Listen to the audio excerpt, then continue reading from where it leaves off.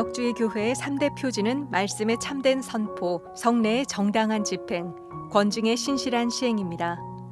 권증은 공교회의 거룩성을 확립하고 주님의 몸이자 성전으로 교회를 온전하게 세워가는 데 매우 중요한 요소입니다.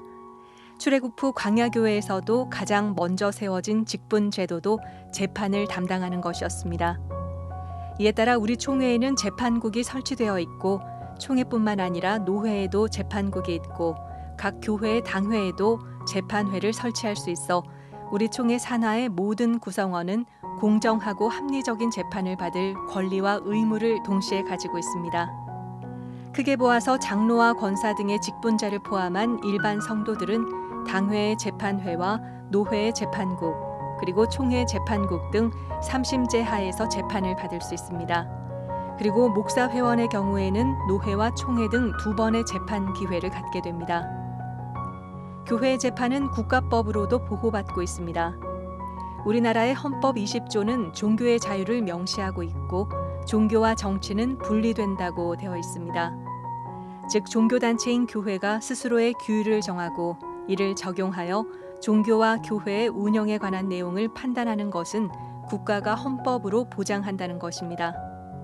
그리고 이 같은 사실은 판례로도 굳건히 서 있습니다.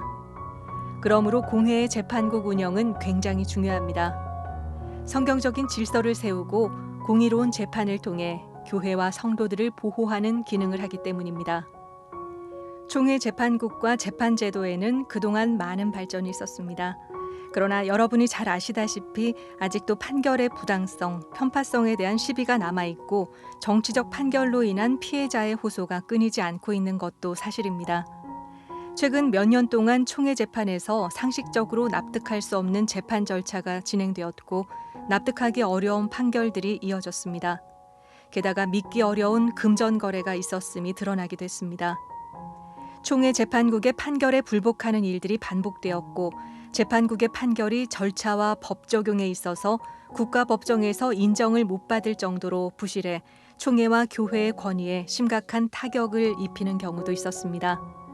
이것은 재판국원의 전문성과 공정성의 부족에서 오는 불신의 결과입니다. 재판국원들이 사실을 정확히 확인하고 총회 헌법과 규정을 정당하게 적용하고 재판국원으로서의 양심에 근거하여 판단하고 있는지 의구심을 가지는 분들이 꽤 있는 것으로 알려져 있습니다. 게다가 목사의 경우는 노회와 총회 이렇게 2번의 재판 기회밖에 없어 일반 성도가 가지는 3심 제도도 적용받지 못하고 있고 일반 국민이 국가법정에서 재판을 받을 경우 적용되는 3심제에도 미치지 못합니다. 즉 방어권을 보장받지 못하고 충분한 심리가 불가능하다는 지적이 계속되고 있습니다. 이것은 재판 결정에 승복하지 않는 결과를 가져와 악순환으로 이어지고 있습니다. 재판국 운영이 공정하게 되어야 총회와 교회의 질서가 섭니다. 그리고 재판국의 판례는 모든 교회들에게는 좋은 참고 자료가 되어 불법과 탈법 예방에 유익한 기준이 될 것입니다.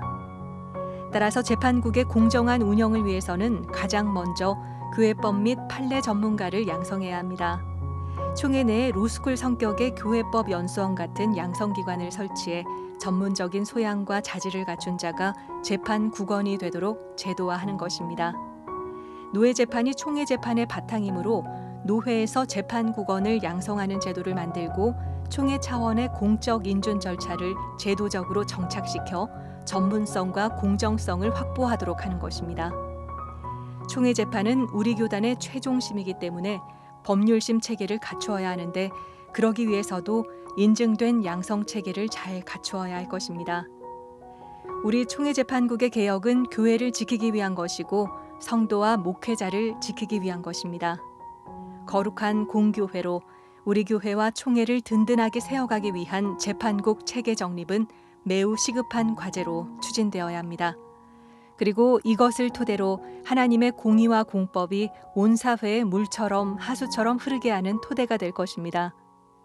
교회에 주어진 공법과 정의를 하수같이 흘려야 할 그 일의 시작을 총회 재판국이 하게 될 것입니다.